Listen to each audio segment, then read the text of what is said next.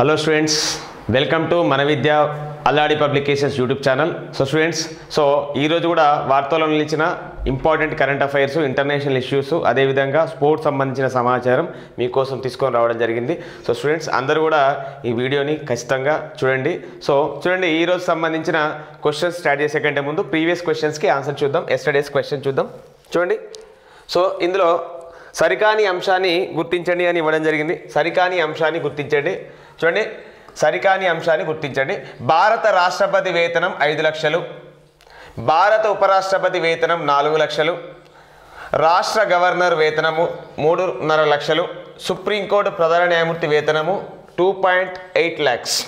చూడండి, ఇక్కడ ఇచ్చిన వేతనాల్లో రాష్ట్రపతి వేతనము 5 లక్షలు, ఇది కరెక్ట్ అండి. ఓకే, రాష్ట్రపతి వేతనం 5 లక్షలు. ఉపరాష్ట్రపతికి డైరెక్ట్గా శాలరీ ఉండదండి. ఉపరాష్ట్రపతికి డైరెక్ట్గా శాలరీ ఉండదు. కానీ ఉపరాష్ట్రపతి రాజ్యసభకి, ఓకేనా, రాజ్యసభ అంటే దీన్ని అప్పర్ హౌస్ అంటామండి. రాజ్యసభ చూడండి, ఓకేనా, రాజ్యసభ దీన్ని అప్పర్ హౌస్ అంటామండి. రాజ్యసభకు ఆయన ఎక్స్ అఫీషియో, ఓకేనా, ఎక్స్ అఫీషియో చైర్మన్గా పనిచేస్తాడు కాబట్టి ఆయనకు ఆ హోదాలో 4 లక్షల రూపాయలు ఇవ్వడం జరుగుతుందండి. లోక్సభ స్పీకర్ కానీ రాజ్యసభ చైర్మన్ కానీ ఇద్దరికి కూడా 4 lakhs వేతనంగా ఇవ్వడం జరుగుతుంది. కాబట్టి ఇక్కడ మనం తీసుకున్నట్లయితే ఉపరాష్ట్రపతికి డైరెక్ట్గా శాలరీ ఉండదండి. ఉపరాష్ట్రపతికి డైరెక్ట్గా శాలరీ ఉండకుండా ఉపరాష్ట్రపతి అనేవారు రాజ్యసభకు చైర్మన్గా ఉంటారు, అంటే ఆ సభకు అధ్యక్షులుగా ఉంటారు. కాబట్టి ఆ విధంగా వేతనము పొందడం జరుగుతుంది. ఓకేనా, ఈ క్వశ్చన్కి ఆన్సరు ఆప్షన్ బి మన ఆన్సర్ అవుతుంది. క్వశ్చన్ చూద్దాం. మార్చ్ 3 ప్రత్యేకత. చూడండి, జాతీయ భద్రతా దినోత్సవం, ప్రపంచ వన్యప్రాణి దినోత్సవం, జాతీయ రక్షణ దినోత్సవం. Fourth option 2, 3. చూడండి, ఇక్కడ సెకండ్ అండ్ థర్డ్ 2 కరెక్ట్ అని ఇవ్వడం జరిగింది. చూడండి, జాతీయ భద్రతా దినోత్సవం అంటే నేషనల్ సెక్యూరిటీ డే, ఓకేనా, సెక్యూరిటీ డే అని అంటాము. నెక్స్ట్ చూడండి, ప్రపంచ అంటే వైల్డ్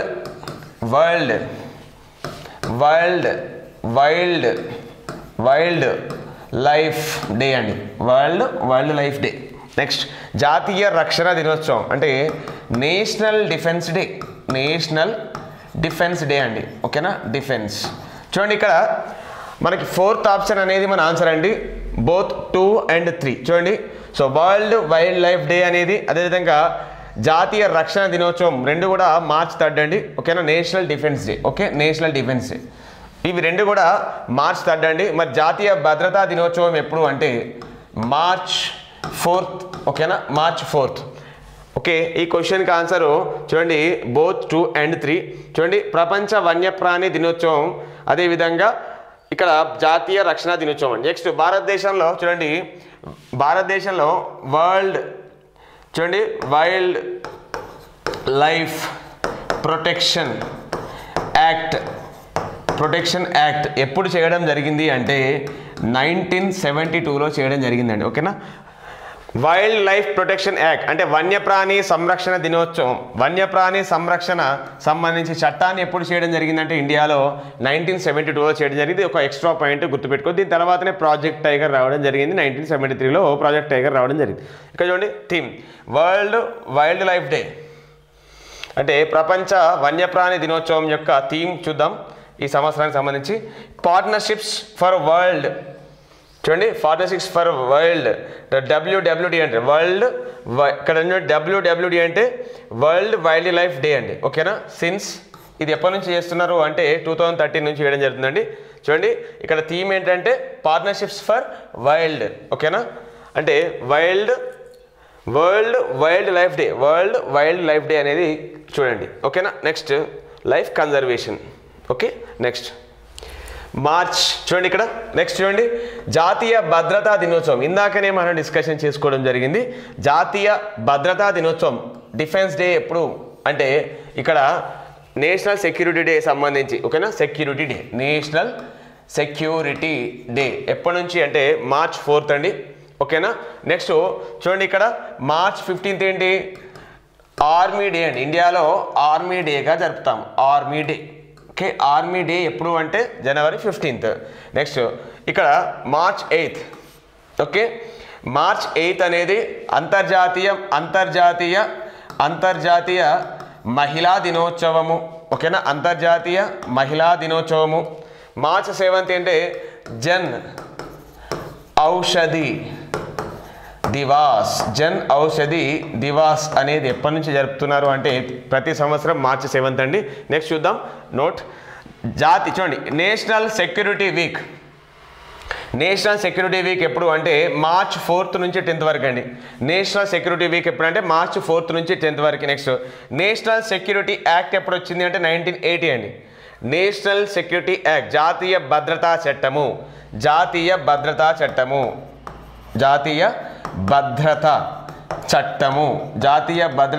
అనేది 1980లో రావడం జరిగింది. నెక్స్ట్ థీమ్ చూద్దామండి. ఈ సంవత్సరం theme nurture young minds, develop safety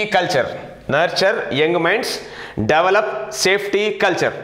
ఇది ఈ సంవత్సరానికి సంబంధించిన థీమ్. నెక్స్ట్, ఏ విమానాశ్రయంలో 400 కోట్ల రూపాయలతో జూలై నెలలో పౌర విమానయాన పరిశోధనా కేంద్రాన్ని ఏర్పాటు చేస్తున్నట్లు కేంద్ర పర్యాటక శాఖ మంత్రి జి కిషన్ రెడ్డి తెలిపారు.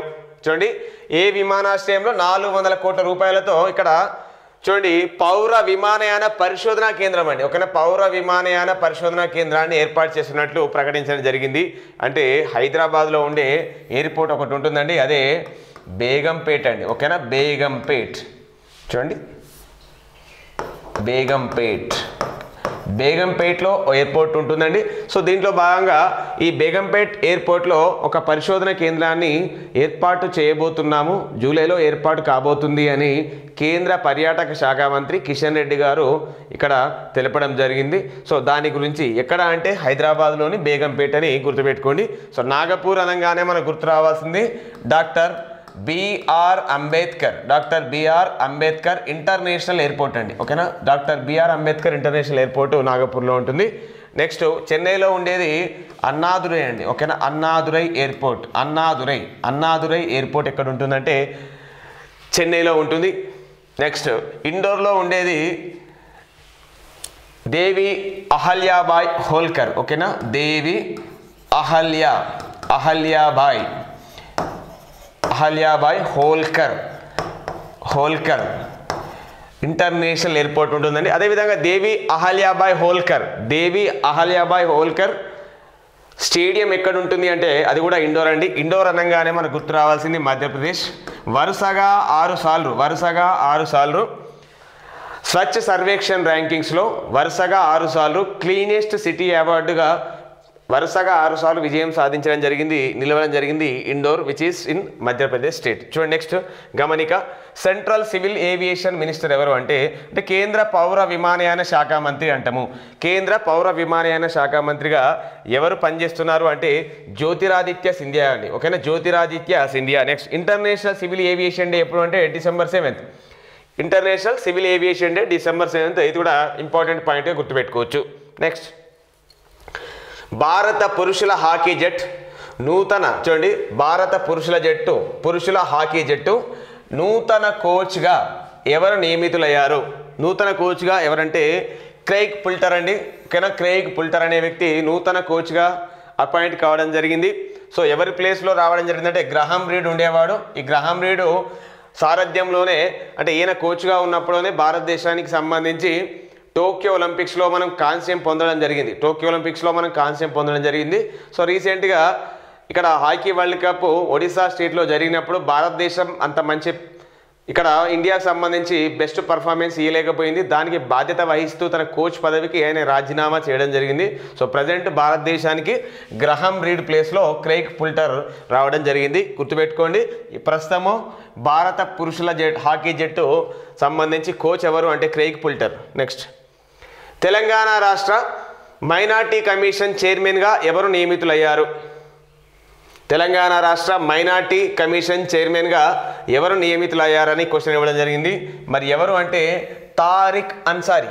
ఓకేనా, తారిక్ అన్సారీ తెలంగాణ రాష్ట్ర మైనార్టీ కమిషన్ చైర్మన్గా ఎంపిక కావడం జరిగిందండి. ఓకేనా, సో మరి చూడండి ఇక్కడ భారతదేశానికి సంబంధించి అంటే ఇండియా భారతదేశానికి సంబంధించి ఇక్కడ ఆన్సర్ తారిక్ అహ్మద్ అండి. భారతదేశానికి సంబంధించి మైనార్టీ కమిషన్ చైర్మన్ ఎవరంటే ఇక్బాల్ సింగ్ లాల్పురా. ఇక్కడ మైనార్టీ కమిషన్ చైర్మన్ ఎవరైనా సరే వారి పదవీ కాలము 3 years ఉంటుందండి. ఓకేనా. ఒక రాష్ట్రంలో మైనార్టీ కమిషన్ చైర్మన్ అదేవిధంగా సభ్యులని ఓకేనా. మైనార్టీ కమిషన్ చైర్మన్ అండ్ మెంబర్స్ని ఎవరు అపాయింట్ చేస్తారు ఒక స్టేట్లో అంటే గవర్నర్ అపాయింట్ చేస్తారండి. అదే సెంట్రల్కి సంబంధించి ఓకేనా national minority commission chairman and సభ్యులు ఎవరు అపాయింట్ చేస్తారు అంటే రాష్ట్రపతి గారు అపాయింట్ చేయడం జరుగుతుంది. సెంట్రల్లో అయితే రాష్ట్రపతి, స్టేట్లో అయితే గవర్నర్స్ అపాయింట్ చేయడం జరుగుతుంది. ఓకేనా. నెక్స్ట్ అమిత్ అన్సారీ ఎవరంటే గతంలో అమిత్ అన్సారీ ఈయన 2007 నుంచి 2017 వరకు భారతదేశానికి సంబంధించి ఉపరాష్ట్రపతిగా పనిచేయడం జరిగింది. నెక్స్ట్ చూడండి మైనార్టీ రైట్స్ డే ఎప్పుడు అంటే minority rights day December 18th అండి. Minority rights day. Next Telangana state minority day ఎప్పుడు అంటే November 11th. తెలంగాణ స్టేట్కి సంబంధించి మైనార్టీ డే ఎప్పుడు అంటే November 11th అండి. ఈ November 11thకి ఇంకొక స్పెషాలిటీ ఉంది. November 11th ఏంటంటే నేషనల్ ఎడ్యుకేషన్ డే జాతీయ విద్యా దినోత్సవము అంటాము. ఎందుకంటే ఇండియాకి సంబంధించి భారతదేశానికి ఆఫ్టర్ ఇండిపెండెన్స్ ఫస్ట్ ఎడ్యుకేషన్ మినిస్టర్గా మొదటి విద్యాశాఖ మంత్రిగా ఎవరు పనిచేశారు అంటే మౌలానా అబుల్ కలాం ఆజాద్ పనిచేశారు. ఈ మౌలానా అబుల్ కలాం ఆజాద్ ఆయన పుట్టినరోజు November 11th. సో దాన్ని గుర్తింపుగా భారత ప్రభుత్వం ప్రతి సంవత్సరం November 11వ తేదీని జాతీయ విద్యా దినోత్సవంగా జరుపుతుంది. అదే November 11ని తెలంగాణ రాష్ట్ర ప్రభుత్వం తెలంగాణ రాష్ట్ర మైనార్టీ దినోత్సవంగా గుర్తించడం జరిగింది. ఇది గుర్తుపెట్టుకోండి, చాలా ఇంపార్టెంట్. ఫస్ట్ మినిస్టర్ కాబట్టి November 11 జాతీయ విద్యా దినోత్సవం తెలంగాణ రాష్ట్రానికి సంబంధించి తెలంగాణ రాష్ట్ర మైనార్టీ దినోత్సవంగా ఇక్కడ గుర్తించడం జరిగింది. చాలా ఇంపార్టెంట్ పాయింట్స్ ఇవన్నీ కూడా. అదేవిధంగా మౌలానా అబుల్ కలాం ఆజాద్ జాతీయ ఉర్దూ విశ్వవిద్యాలయం ఎక్కడుందని గతంలో అడగడం జరిగింది. మౌలానా అబుల్ కలాం ఆజాద్ జాతీయ ఉర్దూ విశ్వవిద్యాలయం ఎక్కడుంది అంటే హైదరాబాద్లోనే ఉంటుంది. ఇది కూడా చాలా ఇంపార్టెంట్ పాయింట్. గతంలో VRO ఎగ్జామ్లో డైరెక్ట్ ఈ బిట్టు అడగడం జరిగింది. ఓకేనా. Next question. సుప్రీంకోర్టు కేంద్ర ఎన్నికల సంఘ కమిషనర్ల నియామకానికి సంబంధించి నియమించిన త్రిసభ్య కమిటీలో సభ్యులు కానివారు.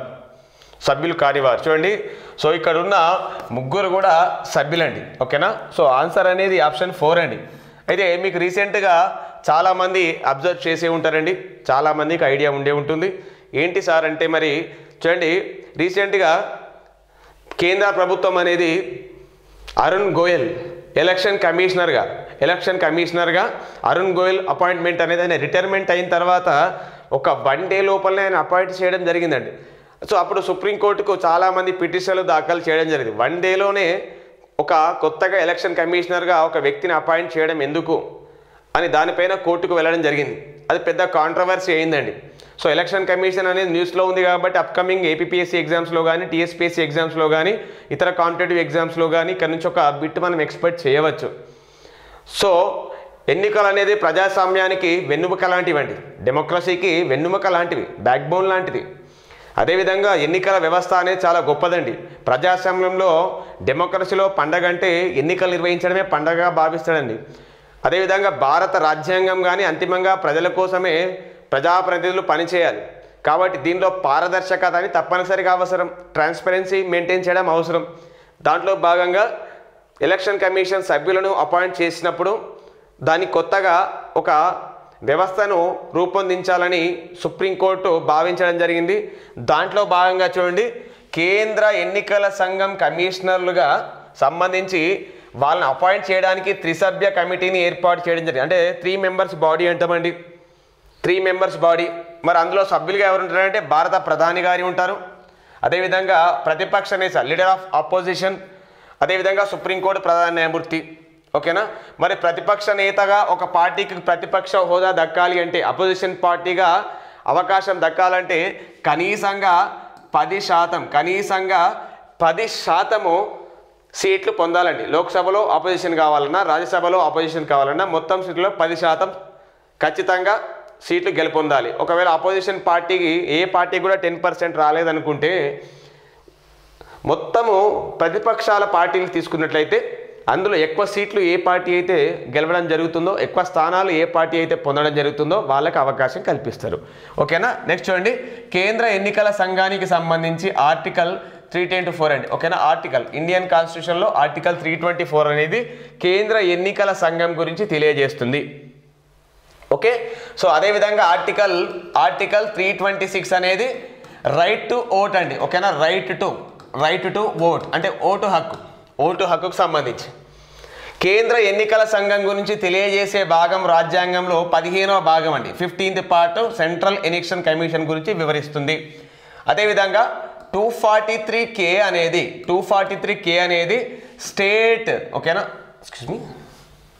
ఓకే చూడండి, స్టేట్ ఎలక్షన్ కమిషన్. ఓకేనా. స్టేట్ ఎలక్షన్ కమిషన్ గురించి ఆర్టికల్ 243K అండి. ఓకేనా. So article 324 central election commission and article 243 state election commission అండి. ఓకే. మరి చూడండి, ఇక్కడ central election commission chairman appointment ఎవరి చేతుల మీదుగా జరుగుతుంది అంటే రాష్ట్రపతి సెంట్రల్ అయితే. అదే స్టేట్ అయితే కనుక గవర్నర్ వీరిని అపాయింట్ చేయడం జరుగుతుంది. రాష్ట్ర ఎన్నికల సంఘం చైర్మన్ సభ్యులను గవర్నర్ అపాయింట్ చేస్తారు ఆర్టికల్ 243K ప్రకారం. అదే కేంద్ర ఎన్నికల సంఘం చైర్మన్ సభ్యులను ఎవరు అపాయింట్ చేస్తారు అంటే రాష్ట్రపతి అపాయింట్ చేయడం జరుగుతుంది. ఆ ఎంపిక కోసం త్రిసభ్య కమిటీని రీసెంట్గా ఏర్పాటు చేయడం జరిగింది. వార్తల్లో ఉంది కాబట్టి దీని గురించి ఖచ్చితంగా అడిగే అవకాశం అయితే ఉంటుంది.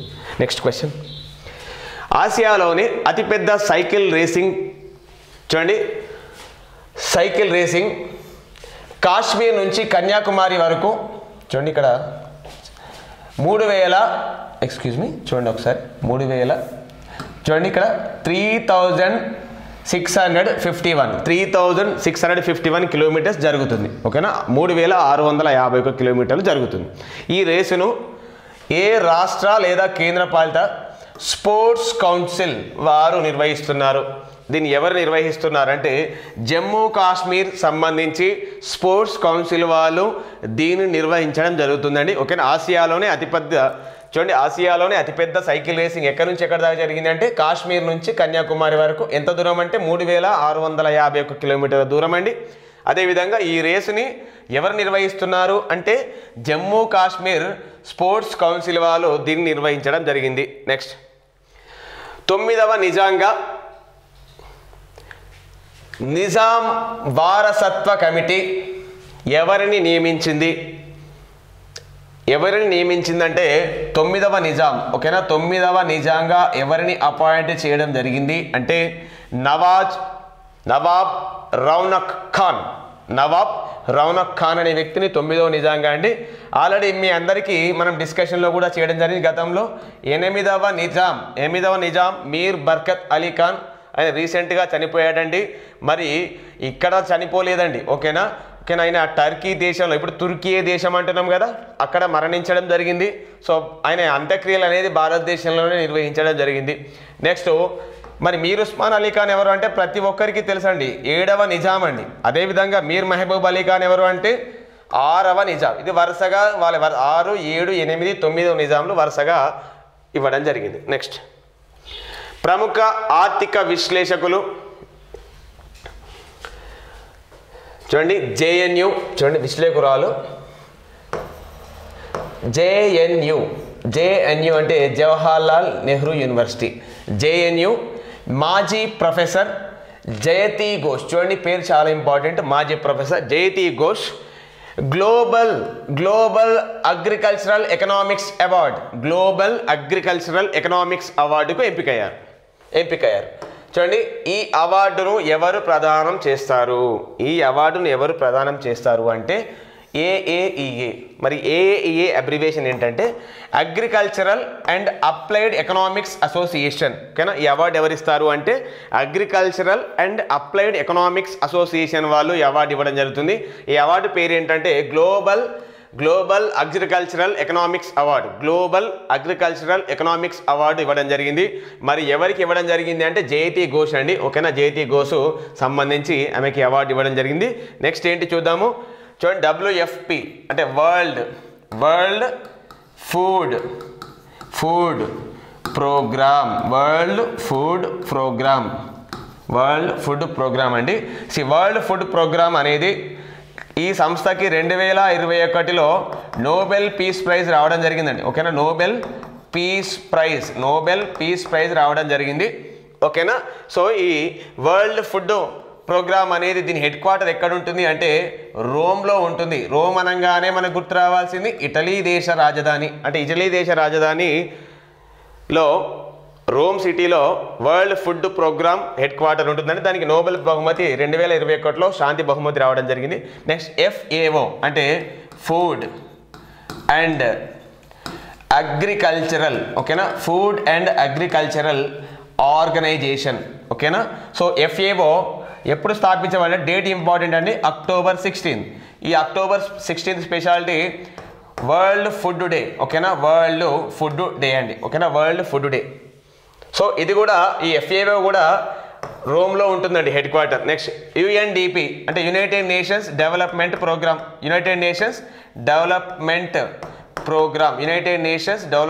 ప్రోగ్రాము. ఇది ఎక్కడ ఉంటుంది అంటే న్యూయార్క్. ఇది ఎక్కడ ఉంటుంది అంటే న్యూయార్క్ సిటీలో ఉంటుంది. ఇవన్నీ కూడా హెడ్ క్వార్టర్స్, అబ్రివేషన్స్ ప్రతిదీ కూడా చాలా చాలా ఇంపార్టెంట్. ఇక్కడ మనం నోట్ చేసుకోవాలండి తప్పకుండా.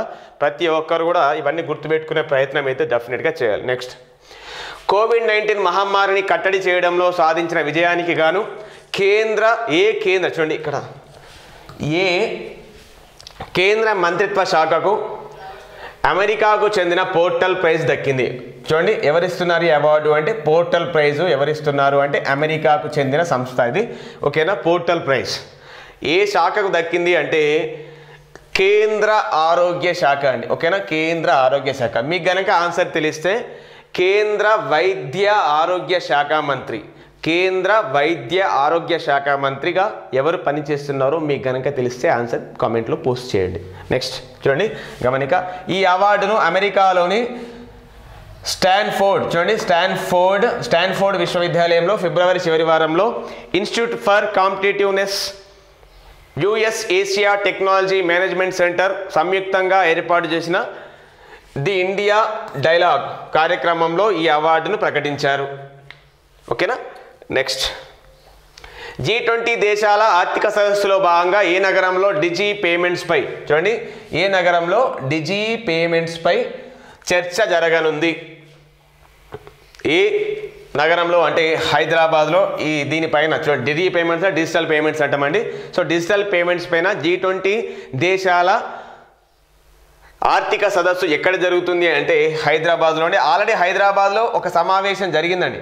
అదే G20కి సంబంధించి స్టార్టప్.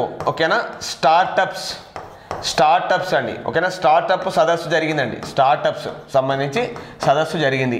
ఓకేనా, సో ఇండియాలో స్టార్టప్ ఇండియా స్కీమ్ ఎప్పుడు వచ్చిందండి? స్టార్టప్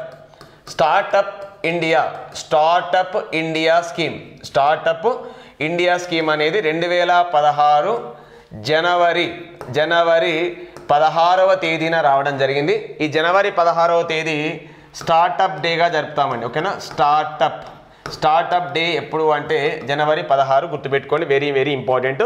హైదరాబాద్లో 2 సమావేశాలండి G20లో. ఒకటి ఏంటి G20 స్టార్టప్స్ సమావేశం, ఇంకొకటి ఏమంటున్నాము G20 దేశాలకు సంబంధించి డిజి పేమెంట్స్ పైన సదస్సు అనేది హైదరాబాద్లో జరుగుతుందని గుర్తుపెట్టుకో. Next TS RERA Telangana state real estate regulatory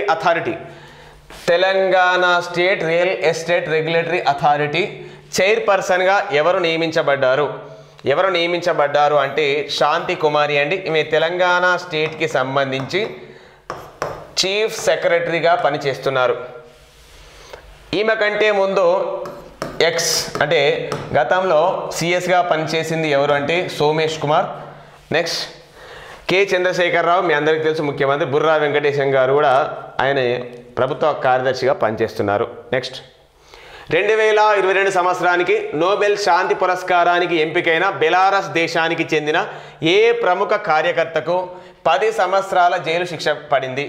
చూడండి, బెలారస్ దేశానికి చెందిన ఒక వ్యక్తి, ఈయనకు 10 సంవత్సరాల పాటు జైలు శిక్ష పడిందండి. ఈయన వార్తల్లో నిలవడం జరిగింది. మరి ఆయన ఎవరు అంటే చూడండి, ఎల్స్ బయాలియట్స్కీ. చూడండి, ఎల్స్ బయాలియట్స్కీ, ఓకేనా? ఈయనకు సంబంధించి ఈయన చూడండి బెలారస్ దేశానికి సంబంధించిన వ్యక్తి అండి. చూడండి 2022 సంవత్సరానికి నోబెల్ శాంతి బహుమతి వచ్చిన 3 అంటే ఒక వ్యక్తికి 2 సంస్థలకు రావడం జరిగిందండి. ఆ వ్యక్తి ఎవరు అంటే ఎల్స్ బయాలియట్స్కీ ఈ అవార్డు రావడం జరిగిందండి. సో ఈయనకు 10 సంవత్సరాల పాటు జైలు శిక్ష పడిందండి. చూడండి, ఈయన ఒక సంస్థను స్థాపించడం జరిగింది, వియాస్కా మానవ హక్కుల కేంద్రం అండి, ఓకేనా?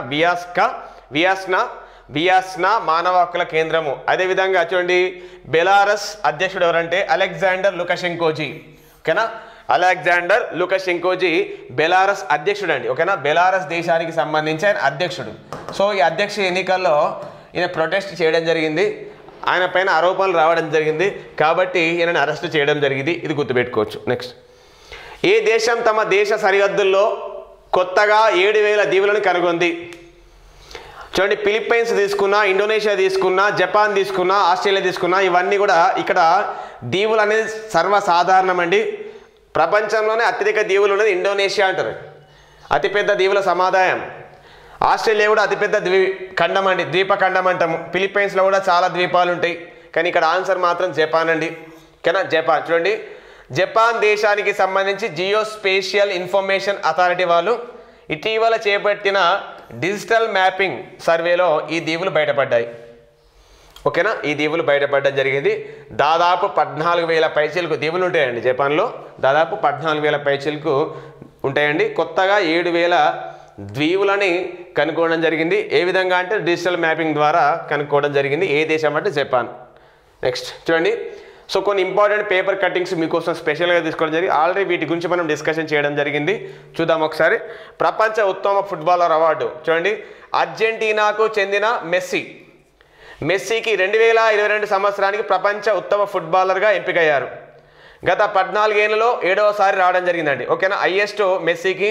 అదేవిధంగా 5 టైమ్స్ ఎవరికి రావడం అంటే క్రిస్టియానో రొనాల్డోకు రావడం జరిగింది. ఈయనకు 5 టైమ్స్, కానీ మెస్సీకి 7 సార్లు రావడం జరిగింది. నెక్స్ట్, మహిళల విభాగంలో స్పెయిన్కి చెందిన అలెక్సియా పుటేలాస్, ఈమెకు బ్యాక్ టు బ్యాక్ 2 టైమ్స్ అండి, ఓకేనా? ఈమెకు 2021లో ఈమెకి అవార్డు రావడం జరిగింది, 2022లో కూడా అలెక్సియా పుటేలాస్కి అవార్డు రావడం జరిగింది, ఓకేనా? మెస్సీ అర్జెంటీనా, అలెక్సియా పుటేలాస్ స్పెయిన్ దేశానికి చెందినవారు. నెక్స్ట్ ఇక్కడ చూద్దాం, ఆస్ట్రేలియా మహిళల క్రికెట్ జట్టు 6వసారి T20 ప్రపంచ కప్ కైవసం చేసుకుంది. ఇప్పటివరకు T20 ప్రపంచ కప్ 8 సార్లు అండి. దీనిపైన మనం సపరేట్గా డిస్కషన్ కూడా చేయడం జరిగిందండి. సో 8 సార్లు మహిళలకు సంబంధించి T20 వరల్డ్ కప్ జరిగితే ఈ 8 సార్లలో ఆస్ట్రేలియానే 6 సార్లు విజయం సాధించడం జరిగింది. సో ఈసారి కూడా విజయం సాధించడం జరిగింది. మరి ఈ సంవత్సరము మహిళల T20 వరల్డ్ కప్ దక్షిణాఫ్రికాలో జరిగిందండి, ఓకేనా? దక్షిణాఫ్రికాలో జరిగింది. చూడండి, ఈ సంవత్సరం సీనియర్ మహిళల T20 వరల్డ్ కప్, అదేవిధంగా అండర్-19 మహిళల వరల్డ్ కప్ 2 కూడా సౌత్ ఆఫ్రికాలో జరగడం జరిగింది. మహిళల T20 వరల్డ్ కప్ ఆస్ట్రేలియా దేశం గెలుచుకుంటే, అండర్-19 వరల్డ్ కప్ అనేది భారత మహిళల జట్టు విజయం సాధించింది. నెక్స్ట్ విషయం చూద్దాం. విశాఖలో బార్జీ జల ప్రవేశం. నౌకాదళ సేవల కోసం కొత్తగా నిర్మించిన MCA అంటే మిసైల్ అమ్యునిటైజేషన్ బార్జీ అంటే భారీ నౌకలను ఒడ్డుకు తీసుకొచ్చి మళ్ళీ సముద్ర జలాలకు పంపేది. విశాఖపట్నం నుంచి జల ప్రవేశం చేసింది ఆ బార్జీ అనే పదం గుర్తుపెట్టుకోండి. ఆత్మనిర్భర్ భారత్లో భాగంగా మేజర్స్ సెకాన్ సంస్థ చూడండి, మేజర్స్ సెకాన్ సంస్థ బార్జీ నిర్మాణం చేపట్టిందని నేవీ వర్గాలు తెలిపాయి. సుమారు 30 ఏళ్ళు బార్జీ సేవలు అందించనుంది, అంటే 30 years సర్వీస్ ఇస్తుందండి. నెక్స్ట్ చూడండి, ఆల్రెడీ మనం డిస్కషన్ చేసుకున్నాం ఔరంగాబాద్, ఉస్మానాబాద్ పేర్ల మార్పు, ఇవన్నీ కూడా మనం డిస్కషన్ చేసినాయి, మళ్ళీ న్యూస్లో వస్తూ ఉన్నాయి, చూడాలి. మహారాష్ట్రలోని 2 నగరాల పేర్ల మార్పు నిర్ణయాన్ని కేంద్ర ప్రభుత్వం ఆమోదించిందని. ఆ రాష్ట్ర ఉప ముఖ్యమంత్రి దేవేంద్ర ఫడ్నవీస్ తెలిపారు. ముఖ్యమంత్రి మహారాష్ట్రకి ఎవరంటే ఏక్నాథ్ షిండే. చూడండి, ఔరంగాబాద్ పేరుని ఛత్రపతి సంభాజీ నగర్, ఉస్మానాబాద్ పేరుని దారాషివ్గా మార్పు చేశారు. నెక్స్ట్ చూడండి, సైన్స్ అండ్ టెక్నాలజీ సంబంధించి ఒక కరెంట్ అఫైర్ చూద్దాము. స్పేస్ ఎక్స్ సంస్థకు చెందిన ఫాల్కన్ రాకెట్. చూడండి, ఫాల్కన్ రాకెట్ అనగానే మన స్పేస్ ఎక్స్ సంస్థ గుర్తు రావాలి. 4 వ్యోమగాలను నింగిలోకి పంపించడం జరిగిందండి. ఓకేనా. నెక్స్ట్ వీరిలో యుఏఈ సుల్తాన్ అల్ నయాది ఉన్నారు, అంటే యుఏఈ సుల్తాన్ కూడా వెళ్ళడం జరిగింది. నెక్స్ట్ అమెరికాలోని కెనడీ అంతరిక్ష కేంద్రం నుంచి ఈ ప్రయోగం జరిగింది. ఓకేనా. కెనడీ అంతరిక్ష కేంద్రం ఎక్కడ ఉంటుంది అంటే అమెరికాలో ఉంటుంది. నెక్స్ట్ చూడండి, ఇంటర్నేషనల్ ఇష్యూ, తొలి డిజిటల్ దేశంగా తువాలు. దీని గురించి కూడా మనం రీసెంట్గా డిస్కషన్ చేసుకున్నామండి. ఏంటది? రాబోయే రోజుల్లో తువాలు కనుమరుగై చూడండి మెటావర్స్ సాంకేతిక ద్వారా తమ దేశ ప్రకృతి అందాలు, ప్రజల జీవన శైలిని పర్యాటకులు చూడొచ్చని ఆ దేశ మంత్రి తెలిపారు. ఇందులో తువాలు చరిత్ర నిక్షేపం చేయనున్నారు. అయితే ఈ వాతావరణ పరిస్థితులు చాలా మార్పులు జరుగుతున్నాయండి. గ్లోబల్ వార్మింగ్ వల్ల చిన్న ద్వీపాలు కూడా మునిగిపోయే ప్రమాదాలు ఉన్నాయి. చాలా ద్వీపాలు కూడా మునిగిపోతున్నాయి. సో దాంట్లో భాగంగా తువాలు కూడా ఈ ప్రమాదాన్ని ఎదుర్కోబోతుందండి. కాబట్టి దానికి సంబంధించిన న్యూస్ అనేది ఇది రావడం జరిగింది. సో గ్లోబల్ వార్మింగ్ వల్ల ఈ తువాలు దేశము చాలా వరకు మునిగిపోయే అవకాశం ఉంది. ఈ తువాలు దేశంలో 12,000 మంది జనాభా ఉంటారండి. 12,000 మంది పైచీలుగా జనాభా ఉంటే చాలా చిన్న దేశము. సో తొలి డిజిటల్ దేశంగా ఏ దేశం నిలిచింది అంటే తువాలని గుర్తుపెట్టుకోండి. నెక్స్ట్, బాల్య వివాహాల నిరోధక చట్టం. చూడండి, బాలికలకు చట్టబద్ధ వివాహ వయస్సు 18 ఏళ్లకు పెంచుతున్న చట్టము. 18 ఏళ్ళకండి. ఓకేనా. వివాహ వయస్సు 18 ఏళ్లకు పెంచుతున్న చట్టము ఇంగ్లాండ్, వేల్స్లో అమల్లోకి వచ్చింది. ఇందుకు సంబంధించిన సరికొత్త వివాహ పౌర భాగస్వామ్య అంటే కనీస వయసు, అంటే రీసెంట్గా ఏ దేశము వివాహ చట్టబద్ధ వయస్సు 18 సంవత్సరాలుగా నిర్ణయించడం జరిగింది అంటే ఎక్కడ అంటే ఇంగ్లాండ్, వేల్స్ అని గుర్తుపెట్టుకోండి. నెక్స్ట్, ఇరాన్ కరెన్సీ పతనం. చూడండి, మీకు ఆల్రెడీ తెలుసు ఇరాన్లో చాలా ఇష్యూస్ జరుగుతున్నాయి. అదేవిధంగా ఈ ప్రభుత్వ వ్యతిరేక నిరసనలు, హిజాబ్ ఇన్సిడెంటు, ఇట్లాంటి వాటి వల్ల మహిళలపైన అకృత్యాలు, ఇలాంటి వాటిపైన ప్రపంచవ్యాప్తంగా నిరసనలు వ్యక్తం కావడం జరిగింది. దాంట్లో భాగంగా బిజినెస్ కూడా తగ్గిపోయిందండి. వ్యాపారం, వాణిజ్య సంబంధాలు దెబ్బతిని దానివల్ల ద్రవ్యోల్బలం ఏర్పడింది. ద్రవ్యోల్బలం అంటే ధరల్లో, వస్తువుల ధరల్లో పెరుగుదలని ద్రవ్యోల్బలం అంటాం. సో ఆ విధంగా ఇది రూపాయి పతనం అంటే ఇరాన్ కరెన్సీ పతనం కావడం జరిగిందండి. ఓకేనా. నెక్స్ట్ క్వశ్చన్, రేయానా బర్నావి, ఈమె గురించి కూడా మనం డిస్కషన్ చేసుకుని చూడండి. సౌదీ అరేబియాకు చెందిన మొదటి మహిళా వ్యోమగామిగా రేయానీ బర్నావి. చూడండి, సౌదీ అరేబియాకు చెంది మొదటి మహిళా వ్యోమగామిగా ఎవరు నిలిచారు అంటే రేయానీ బర్నావి. ఈ సంవత్సరం అంతర్జాతీయ అంతరిక్ష కేంద్రానికి తోటి సౌదీ వ్యోమగామి అలీ అల్ కర్నీతో కలిసి వెళ్ళనుంది. ప్రైవేటు అంతరిక్ష సంస్థ ఆక్సియోమ్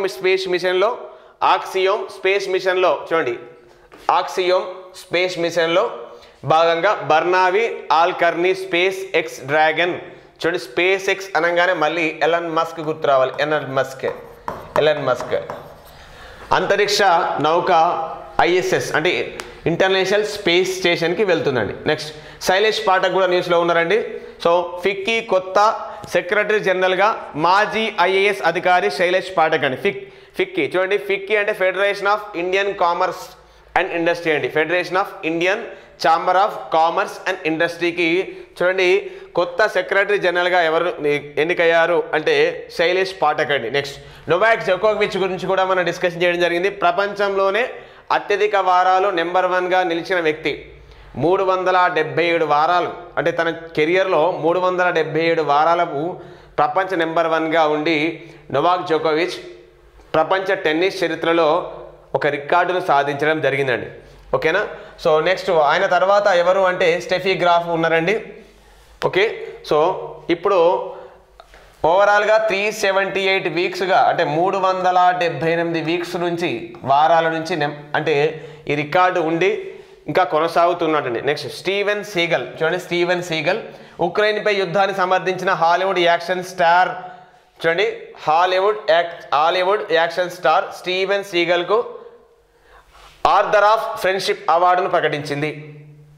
ఓకేనా. హాలీవుడ్ యాక్షన్ స్టార్ ఎవరంటే స్టీవెన్ సీగల్. ఈయన రష్యా ఉక్రెయిన్ పైన యుద్ధాన్ని సమర్థించడం జరిగింది. అందుకే ఈయనకు ఏ అవార్డు వచ్చింది? ఆర్డర్ ఆఫ్ ఫ్రెండ్షిప్ అవార్డు ప్రకటించడం జరిగింది. అమెరికా మాజీ విదేశాంగ మంత్రి రెక్స్ టిల్లర్సన్, ఫిఫా అధ్యక్షుడు గియానీ ఇన్ఫాంటినో తదితరులకు ఆర్డర్ ఆఫ్ ఫ్రెండ్షిప్ అవార్డును ప్రకటించడం జరిగింది. నెక్స్ట్ చూడండి, ఖుష్బూ సుందర్ ప్రముఖ నటి, బీజేపీ నేత ఖుష్బూ సుందర్ జాతీయ మహిళా కమిషన్ సభ్యురాలుగా నియమితులయ్యారు. 3 ఏళ్ల పాటు ఇందులో కొనసాగనున్నారు. ఆమెతో పాటు మమతా కుమారి, డెలియానా కొంజోప్ సభ్యులుగా నియమితారు. చూడండి, సో జాతీయ మహిళా కమిషన్లో సభ్యురాలుగా యాక్టర్ ఖుష్బూ, అదేవిధంగా ఈమె బీజేపీ పార్టీకి సంబంధించిన వారు అపాయింట్ కావడం జరిగిందండి. ప్రస్తుతం జాతీయ మహిళా కమిషన్ చైర్మన్గా ఎవరున్నారంటే రేఖా శర్మ ఉన్నారండి. ఓకేనా, రేఖా శర్మ ప్రస్తుతము జాతీయ మహిళా కమిషన్ చైర్మన్గా పనిచేస్తున్నారు. జనరల్గా జాతీయ మహిళా కమిషన్ చైర్మన్ కానీ సభ్యులు కానీ వీళ్ళ పదవీ కాలం ఎన్ని సంవత్సరాలు అంటే 3 years పాటు ఉంటుందండి. ఓకేనా, 3 years పాటు వీళ్ళ పదవీ కాలము అనేది ఉంటుంది. ప్రస్తుతం రేఖా శర్మ పనిచేస్తున్నారండి. మొదటి జాతీయ మహిళా కమిషన్ చైర్మన్ ఎవరంటే జయంతి పట్నాయక్ అండి. ఓకేనా, జయంతి పట్నాయక్ ఫస్ట్ మహిళా కమిషన్ చైర్మన్ అండి. నెక్స్ట్ చూడండి, క్వశ్చన్ ఆఫ్ ద డే. ఒకసారి క్వశ్చన్ చదవండి క్లారిటీగా. మీకు కనుక ఆన్సర్ తెలిస్తే కమెంట్స్లో పోస్ట్ చేయండి. Okay students, thank you for watching.